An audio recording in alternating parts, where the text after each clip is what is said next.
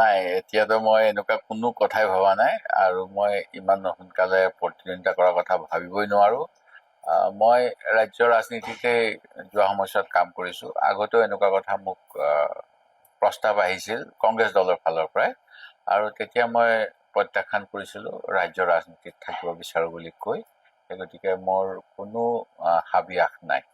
এনেকুৱা ধৰণৰ চৰ্চা এটা চলিছে যে দেৱব্ৰত শইকীয়া বিজেপিত যোগদান কৰি বিজেপিৰ টিকটত নগাঁও লোকসভা নিৰ্বাচন খেলিব, যিটো কথা ৰাজনৈতিক মহলত বিশেষভাৱে কিন্তু চৰ্চা হৈছে। কাৰণ বিজেপি সেইটো চৰ্চা হৈছে, আপোনালোকে সেইটো চৰ্চা। তাকে মোক সকলোৱে কিয় অসমৰ পৰা বিদায় দিব বিচাৰিছে মই নাজানো। আজমল চাহাবৰ কথাও মই যোৱাকালি গম পালো, মুখ্যমন্ত্ৰীও বহুত দিনৰ পৰা কৈ আছে।